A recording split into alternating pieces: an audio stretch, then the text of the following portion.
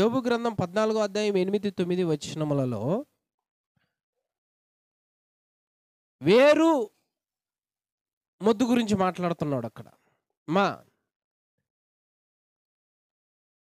చాలా సందర్భాలలో చెట్టు నరికేసిన దాని మొద్దు ఒక్కటి మాత్రం మిగిలిచ్చిన అది మరలా చిగురుచుద్ది. దాని వేరు చీకుబట్టిపోయినా అది మరలా తిరిగి బ్రతుకుద్ది. ఎలా బ్రతుకుద్ది అని లేఖనం సెలవిస్తా ఉన్నదంటే, నీటి వాసన, కేవలం నీటి వాసన అది పీల్చుకొని బ్రతుకుద్దంట, మరలా చిగురిచ్చిద్దంట, మరలా కొమ్మల వేసుద్దంట. అది చూసావా మొద్దుకి ఎంత శక్తి ఉందో, ఎంత పట్టుదల ఉందో.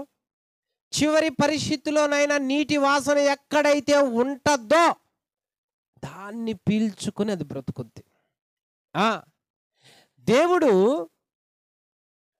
6 దినములు సృష్టిని చేసి 6వ దినమున ఆదామును చేస్తాడు, హవ్వని చేస్తాడు. వీరిని ఏదెను వనములో పెడతాడు. పెట్టి అలాగనే వదిలివేయలేదు. ఏదెను వనములో వీరిని దేవుడు పెట్టి, ఈ తోట చెట్ల ఫలములన్నిటిలో మీరు తినండి, అన్ని తినండి ఫలములు, కానీ ఒక చెట్టు ఫలములు తినొద్దు అంటాడు. సరే, ఇదంతా మనకు తెలుసు. అయితే ఆదాము బ్రతకాలి అంటే, ఆదాము ఆ వృక్ష ఫలములు అనుభవిస్తూ ఉండాలి అంటే, ఆదాము ప్రాణంతో ఉండాలంటే, జీవంతో ఉండాలి అంటే తోట వేస్తేనే సరిపోదు.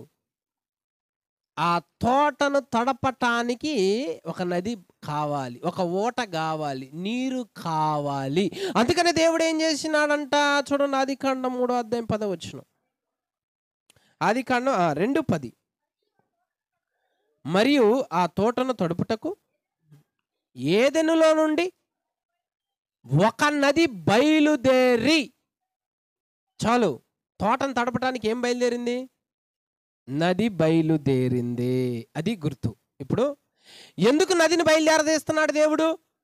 చెట్లన్నీ సృష్టించాడు కదా, విత్తనములు ఇచ్చే చెట్లు ఉన్నాయి, ఆకుకూరల మొక్కలు ఉన్నాయి, సమస్తమును ఆదాముకి ఇచ్చినాడు.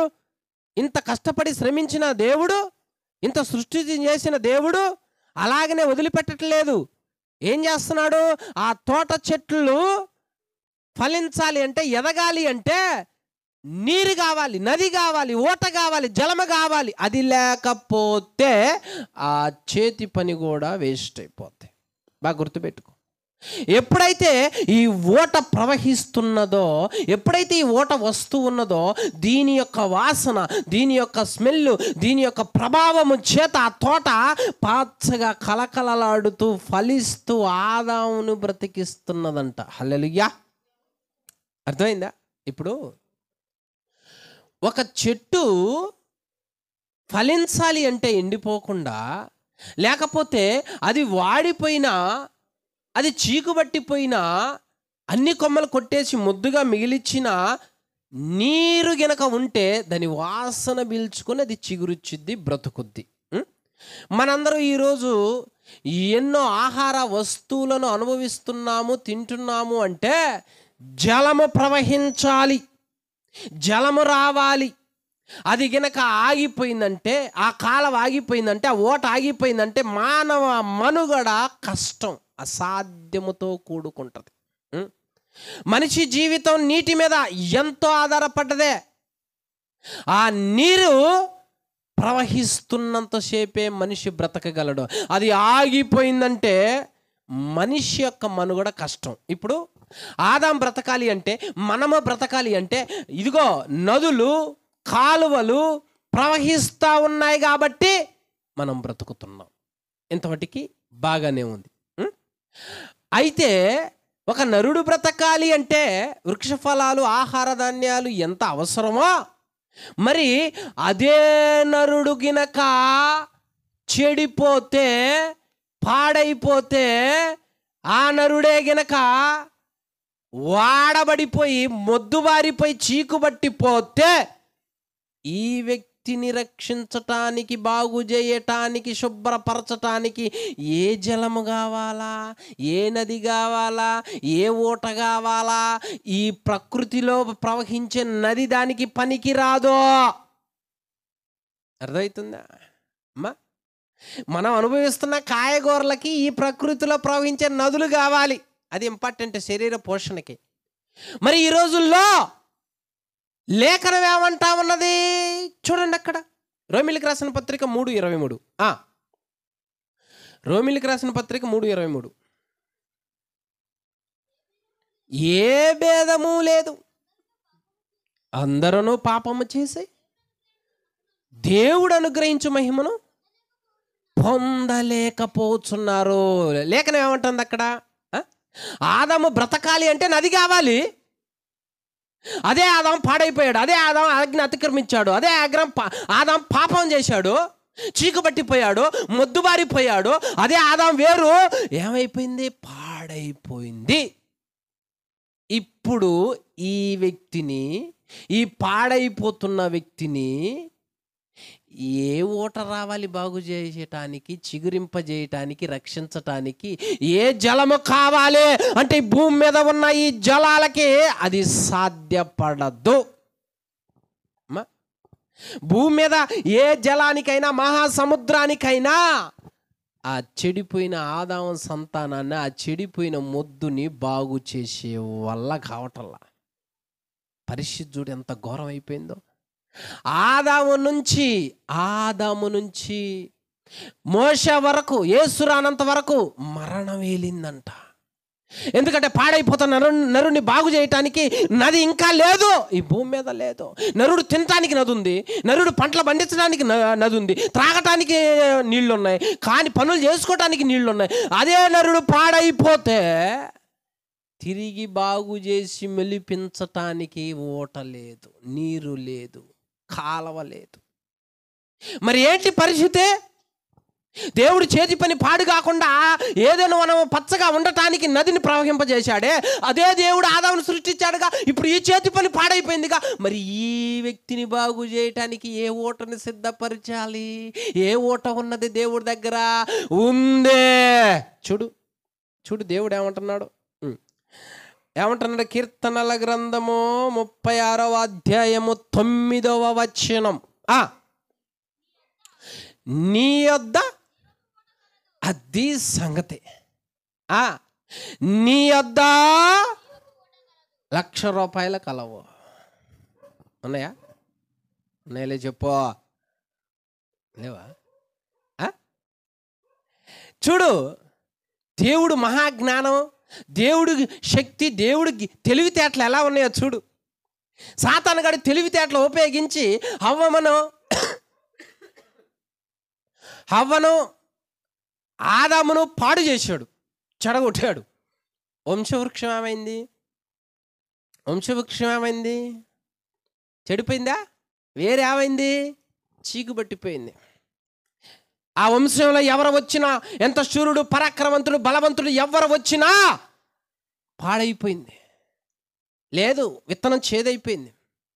ఆ చెట్టు ఎలాగో అయిపోయిందో తెలుసా? వాడిపోయింది, దానికి జీవం లేదు. మరి ఈ వ్యక్తిని బాగు చేయాలంటే ఓట ఏం కావాలి? జలం ఏం కావాలి? దేవుడు శక్తిమంతుడు కనుకే ఆయన యొద్ద జీవజల ఓట ఉందంట. హల్లెలూయా. మామూలు జలం వేరు, మనం తాగేది మామూలు జలం. మనం త్రాగేది, పంటలు పండించేది, ఇవన్నీ మామూలు జలం. కానీ పాడైపోయిన మొద్దులను సైతం మరలా చిగురింప చేయటానికి ఆయన యొద్ద ఉన్నదంట ఒక ఓట ఉన్నది. ఆయన యొద్దే ఉన్నది, అది ఇంకెవరి యొద్ద లేదు. ఎవరి యొద్దకు పోయినా ఆ వ్యక్తి తిరిగి బాగుపడడం, మొదటి స్థానానికి రాడు. ఆ పాపం అనేది పోదు, ఆ మొద్దు ఫలించదు, ఆ వ్యక్తి నిత్య జీవాన్ని స్వతంత్రించుకోలేడు. ఆ వ్యక్తి భూమి మీద బ్రతికినంత కాలము వడబడిపోయే ఉంటాడు. వేరు చేదైపోతే, అసలు ఏరే పాడైపోతే ఇంకా ఆ వంశం మొత్తం బ్రతికినా వేస్టే. ఎందుకంటే చచ్చిపోయిన వాళ్ళందరూ వెళ్ళిపోతున్నారు, టికెట్ తీసుకొని పాతాళానికి వెళ్ళిపోతున్నారు. చనిపోయిన వాళ్ళందరూ ఎక్కడికి వెళ్ళిపోతున్నారు? ఏరు పాడైపోయింది, విత్తనం పాడైపోయింది, అసలు మొక్క పునాదులే లేవు, అక్కడే చెడిపోయింది. మన పితరులందరూ అట్లానే అయిపోయింది, మన కుటుంబీకులందరూ అట్లానే అయిపోయింది. అలా అయిపోయి నరుడు పాడైపోయి చెడు వ్యసనాలకి బానిసుడు అయిపోయి మంచి అనేది ఎరగక తిరుగుతూ ఉంటే దేవుడు ఇలా చూశాడు. ఎక్కడి నుంచి చూశాడు అనుకున్నావు? ఆకాశము నుంచి చూసినాడు దేవుడు. ఆకాశము నుండి తొంగి చూసినాడు దేవుడు.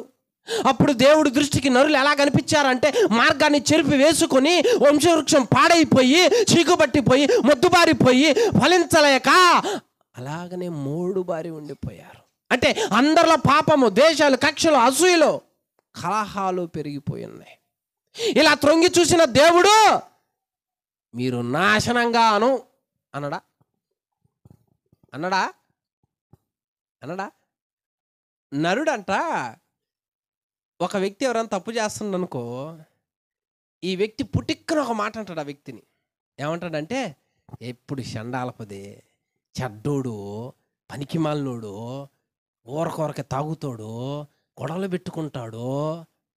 ఆ వ్యక్తిని అలా అంటడం అంటే మరి మనలో ఉన్న లోపం ఏంటి? లేఖన ప్రకారం అందరూ పాపాత్ములేగా, అందరూ చెడిపోయిన వాళ్ళేగా. మనం కూడా పాడైపోయిన మన మొద్దు కూడా లేదు కదా, మూడు బారిపోయింది కదా, ఫలించట్లేదు కదా. ఇక దేవుడు కూడా ఆకాశం నుండి తొంగి చూసేసరికేనంట ప్రజలు ఎలాగ అనిపించారంటే అందరిలో నీతి లేదంట, ప్రతి వాని నాలుకలో విషం ఉందంటున్నాడు దేవుడు.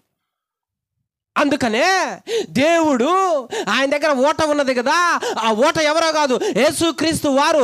ఆయన ఏం చేసినాడంట? ఇప్పుడు చూడండి, యోహాను సువార్త 3:16. యోహాను సువార్త 3:16. దేవుడు తొంగి చూసి దేవుడు ఏం చేశాడు? లోకాన్ని ప్రేమించును. ఏ స్థితిలో ఉన్నది అప్పుడు లోకం? అప్పుడు లోకం ఏ స్థితిలో ఉంది? మనిషి ఎలా ఉన్నాడు? మొద్దులు ఎలా ఉన్నాయి? వృక్షాలు ఎలా ఉన్నాయి? వేరుతో సహా చేదైపోయి చీకబట్టిపోయినాయి, అసలు పనికి రాకుండా పోయినాయి, అసలు జీవమే లేకుండా పోయినాయి. అంటే మంచి అనేది లేకుండా పోయారు మనుషులు. ఇలాంటి స్థితిలో దేవుడు చూసి లోకమును ఎంతో ప్రేమించెను. హల్లెలూయా. దేవుడు ఏ స్థితిలో ప్రేమించాడు? ఈరోజు మనం ఇక్కడ నిలబడి పాట పాడుతున్నామంటే, నిలబడి వాక్యం చెబుతున్నామంటే, దేవుడి సన్నిధిలో కూర్చున్నామంటే, మన తాత ముత్తాతలో ఇదిగో గంటల తరబడి ప్రార్థన చేస్తే కాదు, మన అమ్మ నాన్న గంటల తరబడి మొరపెడితే ఏడిస్తే కాదు. దేవుడు లోకమును ఎంతో ప్రేమించాడంట. ఏ స్థితిలో ప్రేమించాడో తెలుసా? అసలు మంచి అనేది లేదు అన్న స్థితిలో ప్రేమించాడు దేవుడు. దేవుని ప్రేమను అర్థం చేసుకో, దేవుని గొప్పతనాన్ని అర్థం చేసుకో. అందరినీ పొగుడుతావు, అందరినీ హెచ్చిస్తావు, అందరికీ లోబడతావు, అందరికీ దాసుడు అవుతావు, అందరు పిలిస్తే వెళతావు. దేవుడు పిలుస్తుంటే, దేవుడు రమ్మంటుంటే, దేవుడు ప్రేమ మనిషికి ఈరోజు అర్థం కాకపోవటం ఎంత బాధాకరం ఒక్కసారి ఆలోచించండి. ఒక మాస్టర్ అంటే భయం ఉంటుంది పిల్లలకి, దేవుని వాక్యం అంటే భయం ఉండదు. ఒక మేస్త్రి అంటే భయం ఉంటుంది, ఒక రైలు అంటే భయం ఉంటుంది, టయానికి వెళ్ళకపోతే పోద్దని. దేవుడు అంటే భయం ఉండదు. ఎందుకంటే ఆయన మన దేనస్థితిలో చూసి, మనలో నీతి లేనప్పుడు, అందరు నాలుకలు విషమైనప్పుడు, అందరూ చెప్పించుకుంటున్నా ఉన్నప్పుడు, మనలో మంచి అనేది లేనప్పుడు చూసి ఉచితంగా నా బిడ్డలని ప్రేమించినందుక ఇలా తయారయ్యేది. మనం ఆలోచించు. దేవుడు లోకంని ఎందుకు ప్రేమించాడు? మనం ఏ గొప్ప వాళ్ళమని, మనలో ఏ నీతి ఉందని, ఏ న్యాయం ఉందని, ఎందుకు దేవుడు లోకాన్ని ప్రేమించాల్సి వచ్చింది? నీ కుటుంబంలో, నా కుటుంబంలో నన్నే ప్రేమించటానికి, మిమ్మల్నే ప్రేమించటానికి, తీసుకుని ఎడకి రావటానికి మనం ఏదో అని అనుకుంటే ఏమి లేదాడ. మనం ఎవరో, మన బ్రతుకులు సున్నా. ఈ సున్నా పక్కన ఎన్ని ఒకట్లు పెట్టినా వేస్టే మన బతుకులు అయ్యి. ఇలాంటి వ్యక్తిని, ఈ సున్నా కలిగిన వ్యక్తిని దేవుడు చూసి ఎంతో ప్రేమించెను. ఎవరి కన్ను దృష్టి పడ్డదో తెలుసా ఆ వ్యక్తి మీద, ఆ మొద్దు మీద? దాన్ని చిగురింపజేయాలని, ఉపయోగకరంగా మార్చాలని, అందరిలో ఒక ఘనమైన స్థానానికి ఆ బిడ్డను తీసుకొని రావాలని, ఆ కుటుంబాన్ని ఏరి కోరి ఈ తరంలో ఎన్నుకొని ప్రేమించి పిలుచుకుంటే దేవుని ప్రేమ అర్థమవుతుందా? అందరితో గంటల తరబడి గడుపుతావు కానీ మరి అంత ప్రేమించిన దేవుడితో, యేసయ్యా ఈరోజు నేను బతుకున్నానంటే, ఈరోజు నా కుటుంబం ఇలా ఉందంటే, ఈరోజు నేను జీవంతో ఉన్నానంటే, రక్షించబడ్డానంటే, నీ సన్నిధిలో ఉన్నానంటే, నీవు నా తరం వైపు, నా వైపు, నా వంశం వైపు చూసి ఎంతో ప్రేమించావు కనుకనే ఈరోజు నేను బ్రతికున్నానయ్యా అనే తత్వం కలిగి ఉండాలి, అనే ప్రేమ కలిగి ఉండాలి, అనే భయం కలిగి ఉండాలి, అనే జాగ్రత్త కలిగి ఉండాలి. ఆదాం బ్రతకటానికి, చెట్లు బ్రతకటానికి ఒక నది బయలుదేరింది. ఆదాం చెడిపోతే ఈ నది కాదంట, ఏ నది ఉంది? జీవజల ఓట ఉందంట ఆయన దగ్గర. ఆ ఓట ఎవరనుకున్నా? యేసుక్రీస్తు వారు. అందుకనే దేవుడు లోకమును ఎంతో ప్రేమించి తన అద్వితీయ కుమారుణ్ణి ఈ లోకంలో ఒక ఓటగా అట్లా వదిలాడంతే. హల్లెలూయా! ఎలా వదిలాడు? ఓటగా అలా వదిలాడు. ఓటగా వదిలాడు. ఓట లక్షణం ఏంటమ్మా? ఒక చోట ఉంటుందా? ఒక చోట ఉంటుందా? సాగర్లో నీళ్ళు ఆడే ఉంటే మనం ఏం చేయాలి? ఉంటుందా అమ్మా? అందరం పళ్ళాలు పట్టుకొని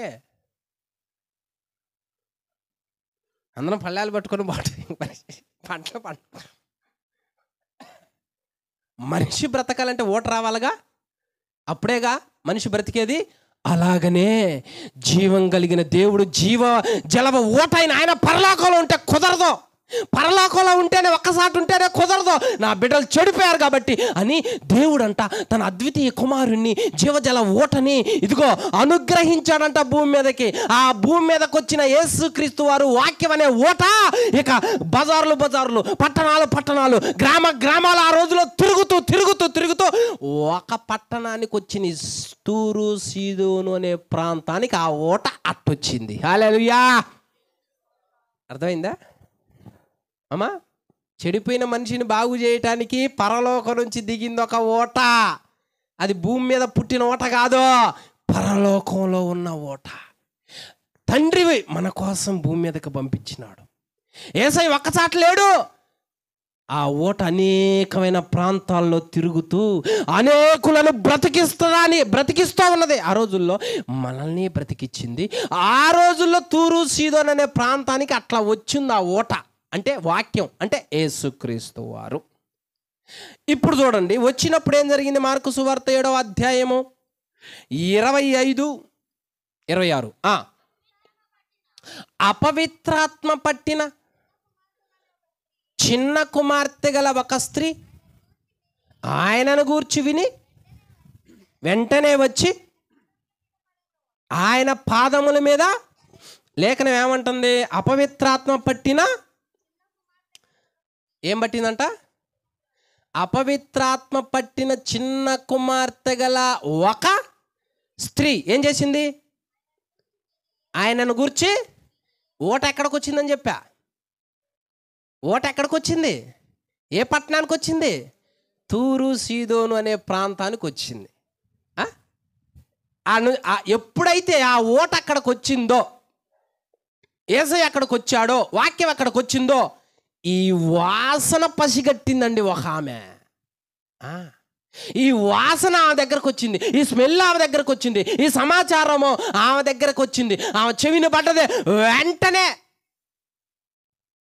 పరుగునొచ్చిందంట యేసుక్రీస్తు వారికి. నేను ఇందాక చెప్పాక, నీటి వాసన చేత ఏది బ్రతుకుద్ది? ఏం బ్రతుకుద్ది?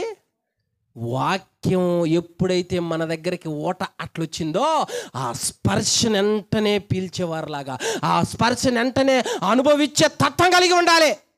అది కావాలి మనకి. ఏడా ఒక మాంసం కూర ఏడన్నా ఇంట్లో వండుతున్నారు అనుకో, వాళ్ళు వచ్చి చెబితే మనకు తెలిసిద్దా? లేకపోతే ఇంకేమన్నా? నెక్స్ట్ టాపిక్ రానియండి మీరే. ఏం తెలిసిద్ది ఆ ఇంట్లో ఏముందని? మాంసము వాసన. వాళ్ళు మేము వండట్లేదన్నా వాసన ఏం చేస్తుంది? చెబుతుంది. అది మాంసపు వాసన.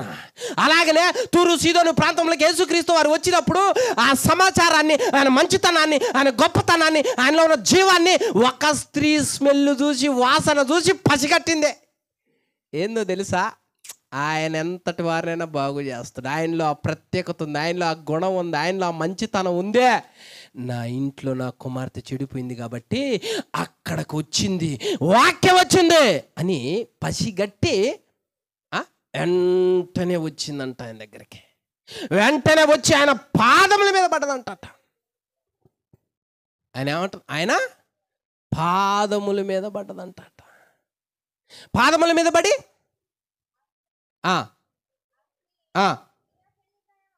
పాదముల మీద పడి ఏమంటా ఉన్నది చూడక్కడ, మత్తయి సువార్త 15:22. మత్తయి సువార్త 15:22. యేసు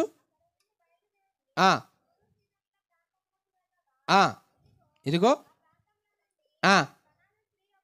వచ్చి, ప్రభువా దావీదు కుమారుడా, నన్ను ఎందుకంట? నా కుమార్తె దెయ్యం పట్టి, ఇంట్లో కుమార్తె పరిస్థితి ఎట్లా ఉంది? బహుబాధపడతా ఉన్నది. ఇంట్లో కుమార్తె వేదన చెందుతూ ఉన్నది. ఇంట్లో కుమార్తె పరిస్థితి బాగల, మానసిక స్థితి బాగల. వేధిస్తున్నది ఎవరో, హింసిస్తున్నది ఎవరో, బాధింపజేస్తున్నది ఎవరో అంటే అపవిత్రాత్మ. ఇప్పుడు ఆ ఇల్లు ఎలా ఉన్నది? దుఃఖంతో మూలుగుతూ ఉన్నది. అంటే ఆ మొద్దు, ఆ వేరు ఎలా ఉంది? ఇప్పుడు ఆ వేరు ఎలా ఉంది? ఆ ఇంట్లో వేరు ఎలా ఉంది? చీకు పట్టిపోయి చెడిపోయి ఉంది. ఓట ఎక్కడికి వచ్చింది? ఇప్పుడు ఆ ప్రాంతానికి వచ్చింది. ఇప్పుడు ఆ నీటి ఓటను పసిగట్టిన తల్లి అంటనే వచ్చింది. ఎందుకంటే ఈ ఓట ద్వారా నా కుటుంబం బ్రతుకుద్ది అని వచ్చింది. ఈ ఓట ద్వారా నా బిడ్డ బాగుపడుద్ది అని వచ్చింది. ఈ ఓట నా ఇంట్లోకి వస్తే నా బిడ్డ బాగుపడుద్ది అని వచ్చింది. వాక్యం అంటే ఏమనుకున్నావు? జీవజలప ఓట. ఎక్కడికన్నా ప్రవహించి వచ్చి దేవుడు మాట్లాడుతుంటే నీకెంటనే తెలియాలి అక్కడ వాక్ ఉంది. ఆ వాక్కే నన్ను బాగు చేసుద్ది, నా కుటుంబాన్ని బాగు చేసుద్ది. అది జీవజల ఓట. ఆ ఓట ఎక్కడ ఉండదో, పరలోకం నుండి దిగి వచ్చిన ఓట. ఆ ఓట దగ్గరికి నేను వెళ్ళాలి, నా ఇంటికి కూడా ఆ ఓటను పరిచయం చేయాలి అన్నంత తత్వం ఉండాలి ఆత్మీయ జీవితంలో. యేసుక్రీస్తు వారి దగ్గరకు వచ్చి, అయ్యా నీ దగ్గర శక్తి, బలము, ప్రభావం ఉంది, ఎవరినైనా నువ్వు బాగు చేయగలవు. ఆ ఓటయా, ఆ జలమయ్యా, నువ్వేనయ్యా. నా చిన్న కుమార్తె ఇంట్లో బహుబాధ పడుతుంది దయ్యం పట్టి, కనికరించు, కృపచూపు, దయచూపు అని యేసుక్రీస్తు వారిని వేడుకుంటా ఉంది. హల్లెలూయా. ఓట దగ్గరికి అమ్మా, ఇప్పుడు ఓట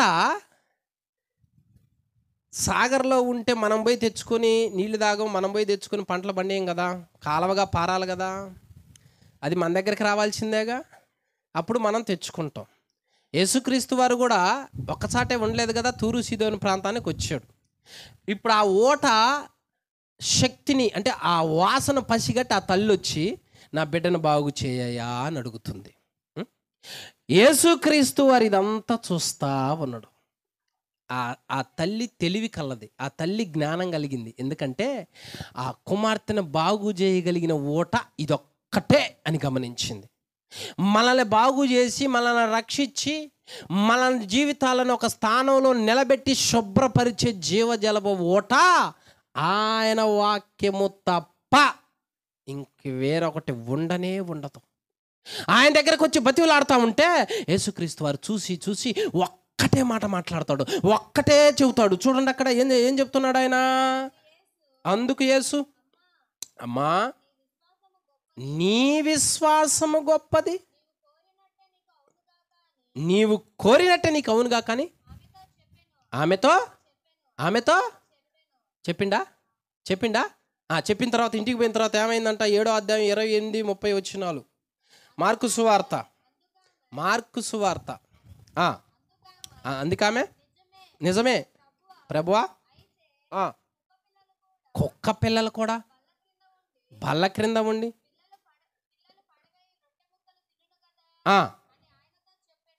చెప్పాను. అందుకైనా ఈ మాట చెప్పినందున వెళ్ళుము, దయ్యము నీ కుమార్తెను దెయ్యం వదిలిపోయిందని ఆమెతో చెప్పాను. చెప్పిండా? మాట చెప్పిండా? చెప్పాడు. ఆమె ఇంటికి వచ్చింది. తన కుమార్తె అంటే అప్పుడు దాకా పండుకోదు అమ్మాయి. ఆ ఇల్లు ఈ ఇల్లు తిరుగుతూ ఉంటుంది. కనపడ్డా వాళ్ళ సావే సాడీలు చెప్పుద్ది, లేదా కొట్టుద్ది, లేదా గొడవలు తీసుకొని వచ్చుద్ది, లేదా సాపిచ్చుద్ది. దెయ్యం పట్టే సాక్షి ఈ రోజులో ప్రశాంతంగా ఉండట్లా. దెయ్యం శాస్త్రాలు ఎట్టుంటాయి అనుకున్నాం మరి? కాలు నిలవదు ఒక చాట. అది వరకు ప్రశాంతంగా లేదు. ఎప్పుడు ఏదో ఒకటి మాట్లాడుతూనే ఉంటుంది పిచ్చిదానిలాగా. ఎప్పుడు ఏదో ఒకటి వాగుతానే ఉంటుంది. ఎప్పుడు ఎటో తిరుగుతానే ఉంటుంది. అమ్మ అడిగితే అమ్మను కూడా తిడుతుంది. అలాంటి మానసిక రోగము ఆ మొద్దులో ఉంది, ఆ వృక్షంలో ఉంది, ఆ చెట్టులో ఉంది. వేరు పాడైపోయింది. యేసు అనే జీవపు ఓట దగ్గరకు వచ్చింది తల్లి. తెలియగానే ఇప్పుడు అడుగుతుంది, ఈ ఓట నా ఇంట్లోకి ప్రవహించాలయ్యా, ఈ ఓటను నా ఇంట్లోకి రప్పించయ్యా, నోరు తెరువయ్యా, ఆజ్ఞాపించయ్యా అని యేసుకి ఎప్పుడైతే చెప్పిందో, ఇక పో, నీ కుమార్తెలోంచి ఆ దెయ్యం వెళ్ళిపోయింది అని యేసుక్రీస్తు వారు చెప్పాడు. ఈమె ఇంటికి వచ్చేసరికి కుమార్తె అంట ప్రశాంతంగా మంచం మీద పండుకొని అలా ఉన్నది. దెయ్యము కూడా ఆ కుమార్తెలోంచి వదిలిపోయి ఉన్నది అంటుంది లేఖనం. హల్లెలూయా. అంటే నీటి వాసన, జీవజలపు ఓట వాసన ఎక్కడ దాకా ప్రవహించింది? ఎక్కడ దాకా వచ్చింది? ఆ చిన్న కుమార్తె ఉన్న ఇంటిలోకి వచ్చింది. ఎక్కడ ఆజ్ఞాపిస్తే, ఎక్కడ దేవుడు నోరు తెరిస్తే, చూడు, ఒక చెట్టే కాదు ఆ వాసనకి బ్రతికేది. నరుడు కూడా ఈ వాక్యాన్ని విశ్వసించి, ఈ వాక్యము ద్వారా నా కుటుంబం మారుతుంది, నా భర్త మారతాడు, నా జీవితం మారుద్ది, నా కుటుంబం రక్షించబడుద్ది, ఈ చెడు అలవాట్లు, దురలవాట్లు పోతాయి, మరలా బాగవుతాడు, మొదటి స్థితికి వస్తాడు, నూతన ఫలాలు వస్తాయి, మంచివాడిగా ఉంటాడని నమ్మటమే ఆ నీటి వాసన పసిగట్టడం, ఆ శక్తిని గమనించటం. యేసు విశ్వాసం ఉంచటం అంటే అర్థం ఏంటనుకున్నాం మరి? యేసుని నమ్మటం అంటే అర్థం ఏంటనుకున్నాం మరి? ఆమె ఎందుకు వచ్చింది యేసుక్రీస్తు వారి దగ్గరికి, ఓట దగ్గరికి ఎందుకు వచ్చింది? ఆయన వచ్చాడని తెలియగానే వచ్చింది. అంటే ఆ ఓటలో ఆ శక్తిని విశ్వసించింది, నమ్మింది. ఇప్పుడు మనం వింటున్న వాక్యము, ఈ వాక్యాన్ని, ఈ ఓటని నువ్వేం చేయాలి? నమ్మాలి, విశ్వసించాలి.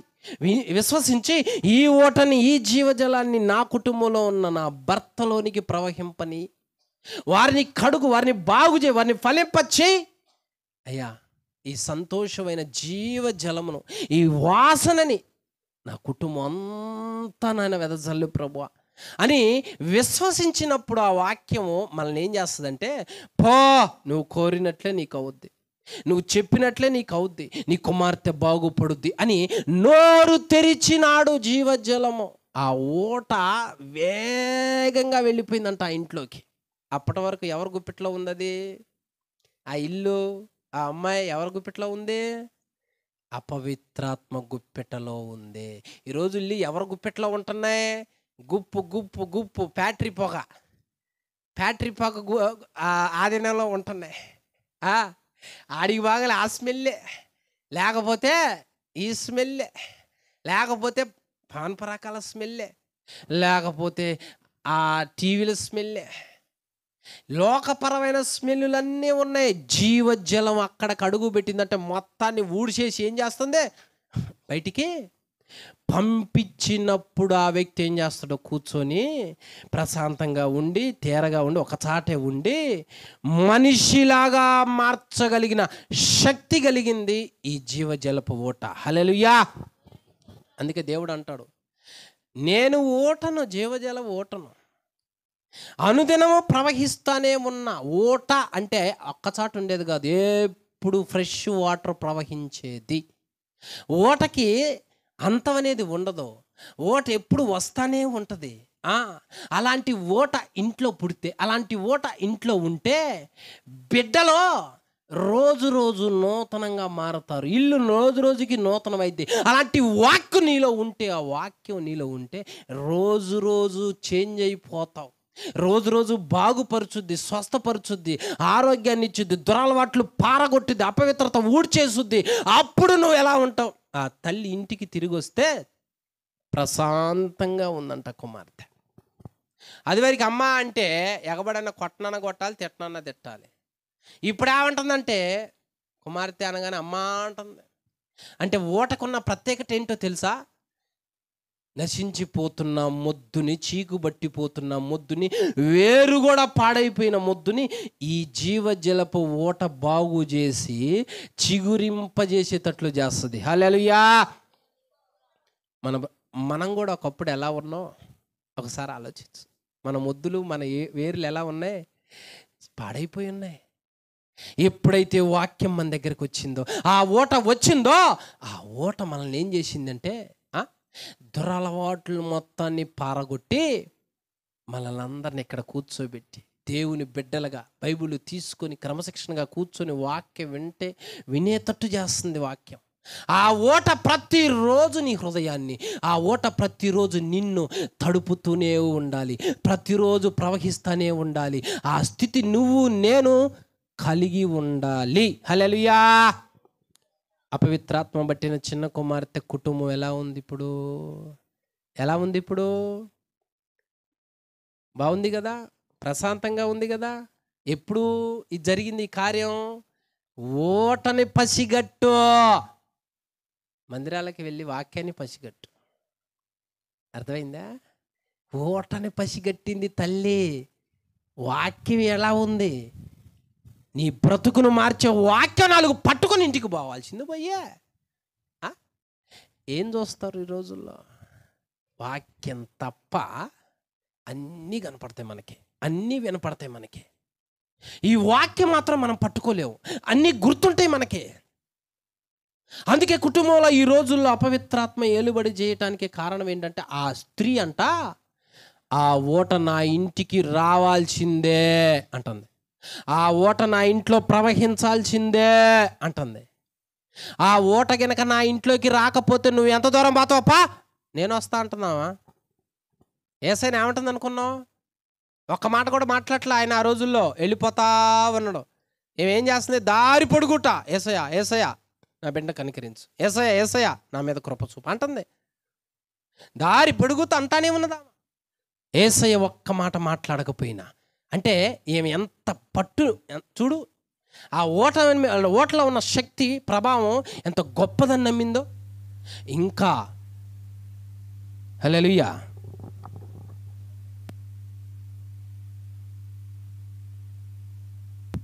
Praise lord. ఆ ఓటలో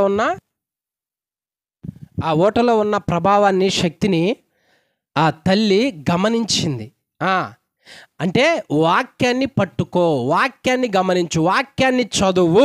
అప్పుడు నీలో ఏం పుడుతుందో తెలుసా? అంటే ఒక వ్యక్తిలో, ఒక ఇంటిలో వాక్యం ఉంది, ఓట ఉంది, ప్రవహిస్తుంది అంటానికి ఒకటే అర్థం ఏంటంటే దుష్టుడు ఏ పాపాన్ని, తప్పును చూపించినా అది తప్పు, అలా చేస్తే శిక్ష వస్తుందని లేఖనం వెంటనే గుర్తొస్తుంది. లేఖనం వెంటనే దేవుడు ఎత్తి చూపిస్తాడు, ఆ వ్యక్తిలో ఓట ప్రవహిస్తున్నది అని అర్థం. హల్లెలూయా. అలాగినక జరగలేదు అనుకో, లేఖనం ఏం గుర్తు రావట్లేదు అనుకో, ఎరగకుండా ప్రతిదీ నమ్మి తప్పు చేస్తున్నాం అనుకో, మనలో ఓట రాలా. ఇంకా ఓట ప్రవహించట్లేదు అక్కడ, ఓటకు చోటు లేదు అక్కడ. అన్నిటికీ చోట్లు ఉంది, ప్రతిదానికి చోటు ఉంది. ఓటకి ఎప్పుడు చోటిస్తావు? వాక్యానికి ఎప్పుడు చోటిస్తావు? ప్రతిరోజు చదువు, ప్రతిరోజు ధ్యానం చేయి, ప్రతిరోజు దేవుని సన్నిధిలో కూర్చో. మన ఆత్మని బాగు చేసే వాక్యం కన్నా మనకి శక్తి ఇంకేది ఉండదు. శరీరాన్ని బాగు చేయటానికి, అంటే శరీరాన్ని పోషించటానికి దేవుడు నదులను ప్రవహింపజేశాడు. ఆత్మీయ జీవితాన్ని బాగు చేయటానికి యేసుక్రీస్తు వారే వాక్య స్వరూపిగా ఈ భూమి మీదకి వచ్చినాడు. హల్లెలూయా. ఇప్పుడు అందరి ఇళ్లలో ఓటలు ఉన్నాయా? అందరి ఇళ్లలో ఉన్నాయి ఓటలు. ఆ ఓట సాధారణమైంది కాదు, జీవజలపు ఓట. ఆ ఓట నీ ఇంట్లో ఉంటే నువ్వు మాట్లాడే మాటలకి ఎంతోమంది రక్షించబడతారు. అంతేకాదు నీ బిడ్డలు కూడా రక్షించబడతారు. ఆ కుమార్తెను బాగు చేసుకుంది తల్లి. పిల్లలు ఎలా ఉన్నారు? కుటుంబం ఎలా ఉంది? బాగు చేసుకున్నావా? బాగు చేసుకుంటున్నారా? ఆ ఓట వాళ్ళల్లో ఉన్నదా? ఆ ఓట వాళ్ళలో ప్రవహిస్తున్నదా? యవనస్తులు ఏం చేయాలో తెలియదు, ఎటు వెళ్ళాలో తెలియదు, ఏం మాట్లాడాలో తెలియదు, దేన్ని అనుసరించాలో తెలియదు, ఎవరేది చెప్పినా నమ్మే మనస్తత్వం కలిగి ఉన్నప్పుడు ఓట లేదు వాళ్ళలో, ఎండిపోయిన హృదయాలు అయిపోయాయి. యేసు దగ్గరికి వచ్చి, అయ్యా వాక్యం ద్వారా ఒక ఓటగా మా దగ్గరికి వచ్చావు, ఇదిగో నీలో శక్తి ఉంది నా కుటుంబాన్ని మార్చగలవని. రా ప్రభువా నా ఇంట్లోకి, నా బిడ్డల్లోకి, శుభ్రపరచు, బాగు చేయి. నా నోటి వల్ల కాదు, నా శక్తి వల్ల కాదు, నీ వల్లే సాధ్యపడుతుంది అన్నప్పుడు ఇక పో, వస్తుంది వాక్కు నీ అంట. నీకన్నా ముందుగానే ప్రవహిస్తుంది వాక్కు, నీ ఇంట్లోనికి ప్రవహిస్తుంది. నీ బిడ్డని ఏది బాగు చేస్తుందో, ఏది చెడగొడుతుందో, ఎంత చెడగొట్టిందో, ఎంత పాడు చేసిందో, ఆ వేరు ఎంత చీకు పట్టిపోయిందో, నా వాక్కు వచ్చి శుద్ధి చేసి ఆ బిడ్డని భద్రంగా నీకు అప్పగిచ్చిద్ది పో అని దేవుడు చెప్పినప్పుడు ఇంటికి వచ్చేసరికి బిడ్డంట ప్రశాంతంగా స్వస్థ చిత్రాలై ఉందంట. హల్లెలూయా. వాక్యాన్ని వినకుండా, వాక్యం చదవకుండా నువ్వు సంవత్సరాల తరబడి మందిరానికి వచ్చినా, సంవత్సరాల తరబడి భక్తి చేస్తున్నా, ఉపయోగం పెట్టి చెప్పు. చదువచ్చు, ఎందుకు వాక్యం చదవలేం? చదువు రాదు, ప్రతిరోజు ఎందుకు వాక్యం వినలేం? మనం అంత భక్తి పరులమా? మనకు 66 గ్రంథాల పాండిత్యం వచ్చా? రాదు. మరి ఎప్పుడో ఇంకా కొన్ని మనలో ఏలుబడి చేస్తున్నాయంటే ఓట అక్కడ పూర్తిగా ప్రవహించట్లా. అంటే సరిపడినంత మా వాక్కు లేదాడా, సరిపడినంత ఆ నీరు లేదక్కడ. మనం ఏదైనా వస్త్రానికి మురికి ఇది సబ్బు రాసి ఉతికేటప్పుడు కొన్ని నీళ్ళే దాని మీద వేసామనుకో, అది పోదు. ఆ మురికి పోయే అన్ని నీళ్లు దాని మీద గుమ్మరించాల, అప్పుడే ఆ మురికి పోద్ది. మన హృదయంలో ఉన్న పాపం మొత్తం పోవాలి అంటే ఓట ఎంత ప్రవహించాలా? అది పోయేంత ఓట ప్రవహిస్తానే ఉండాలి. అప్పుడు ఆ వ్యక్తి శుద్ధుడు, ఆ వ్యక్తి పరిశుద్ధుడు, ఆ వ్యక్తి దేవుని చూడగలడు, ఆ వ్యక్తి హృదయ శుద్ధి కలిగి ఉంటాడు. ఆ హృదయం వాక్యంతో నింపబడిపోయి ఉన్నది. ఏది సాతానుగాడు మాయం చేయాలని చూసినా ఈ ఓట జ్ఞాపకం వస్తుంది. ఈ ఓట ఉన్న దగ్గర వాడ ఆటలో సాగు. హల్లెలూయా. అర్థమైందా? ఈ ఓటలో ఉన్న వాడి దగ్గర వాడ ఆటలో సాగో. యేసు ఏ ఇంటికి వస్తాడో ఓటగా మంచిది. కాబట్టి ఆమె చేసింది ఒకటే, జీవజలభ ఓట తూరు సీదోను ప్రాంతాలకు వచ్చి అట్లుంది, పసిగట్టింది, విన్నది అంటే వచ్చింది. మనం కూడా అంతే, వాక్యానికి ఎక్కువ ఇష్టపడు, ఆడంబరాలకో అల్లర్లకో తిరగటానికో ఊరకట్ట పొచ్చి పోవటానికో అస్సలు పడకూడదు. ఈరోజు వాక్యం ఏంటి, ఈరోజు దేవుడు ఏం మాట్లాడాడు, ఈరోజు నాతో ఏం మాట్లాడాడు సూటిగా అనేది నువ్వేం చేయాలో తెలుసా? స్పష్టంగా క్లారిటీగా నీ హృదయంలో ముద్రించుకోవాలి, లేదా చక్కగా రాసుకోవాలి. రాయబడిన వాక్యానికి చాలా విలువ ఉందని చెప్పా. ఒక వ్యక్తి వాక్యాన్ని రాస్తూ ఉన్నాడు అంటే నేను చెప్పా, పిల్లలకు చెప్పా, సబ్జెక్టు కూడా నేర్పించా. మోషే ధర్మశాస్త్రాన్ని ఎక్కడో నిర్గమాకాండంలో రాస్తే ఆ ధర్మశాస్త్రం రాజుల కాలంలో ఒక్కొక్క రాజు చదివి వస్త్రాలను చింపుకున్నాడంట, కన్యలతో ఏడిచారంట. ఎందుకో తెలుసా? అన్ని సంవత్సరాల క్రితం ఆయన రాసిన మాటలు బ్రతికున్న వ్యక్తుల్లో ప్రభావాన్ని చూపిస్తున్నాయి. నీవు నీ వంశాలకి, నీ కుటుంబాలకి పరిచయం ఇయ్యాల్సింది గొప్ప ఆస్తి ఈ వాక్యమే. హల్లెలూయా. ఆ బిడ్డని MBBS చదివించింది అనుకో, ఈ ఓట అక్కడ ప్రవహించలేకపోతే ఆ బిడ్డ పరిస్థితి ఏమేం కావాలి చెప్పండి? ఆ బిడ్డ కోసం ఆస్తులు ఐశ్వర్యాలు సంపాదించి మూట అప్పగిచ్చింది అనుకో, ఓట లేకపోతే ఆ బిడ్డ జీవితం ఏం కావాలి? ఆ తల్లి ఆ బిడ్డకి ఇచ్చిన మొట్టమొదటి గిఫ్ట్ ఏంటంటే ఓటని ప్రవహింపజేసింది. అక్కడికి ఓట వచ్చేటట్లు చేసింది. ముందు బిడ్డ బాగుండాలి, మానసికంగా బాగుండాలి, దురలవాట్లోంచి బయటికి రావాలి. అప్పుడు మిగిలిన పని, మిగిలిన చదువు, మిగిలిన సమస్తము. అసలు మనిషి పాడైపోతూ ఉంటే, ఆడ మొద్దే చెడిపోతూ ఉంటే ఓట రావాల్సింది. అక్కడగా ఏమున్నదో అది తెలుసుకోకుండా మిగిలిన మొత్తం ఎందుకేంగా చెప్పు? మిగిలిన ఎందుకు? ఎంతోమంది డబ్బులున్న వాళ్ళు, పలుకుబడి కలిగిన వాళ్ళు చాలామంది ఉన్నారు. వాళ్ళల్లో ఓటలు లేవు, వాక్యం లేదు. మరి వాళ్ళ లైఫ్ ఏంటి? చనిపోతే నరకానికి వెళ్ళాలి. లేఖనం ఒకటే అంటా ఉన్నది, దేవుడు ఆకాశం భూమి గతించిన నా మాటలు ఎన్నడో గతించు. అంటే ఈ ఆకాశం భూమి గతిస్తుంది ఒకనాటికి, నా వాక్కు వినేవాళ్ళు, నా వాక్యం ఎలాగైతే గతించదో, అంతం ఉండదో, ఆ వ్యక్తి కూడా గతించడు, అంతమైపోడు అని అర్థం. హల్లెలూయా. అందరికీ వందనములు. ఖడ్గం మినిస్ట్రీ వీడియోలకు సంబంధించిన బుక్కు ప్రింట్ అయి సిద్ధముగా ఉన్నది. మొదటి బుక్కు ఈ కనిపించే 30 అంశాల మీద ఉన్నది. కావలసిన వారు ఈ నెంబర్కు కాల్ చేసి ఆర్డర్ చేసుకొనగలరు.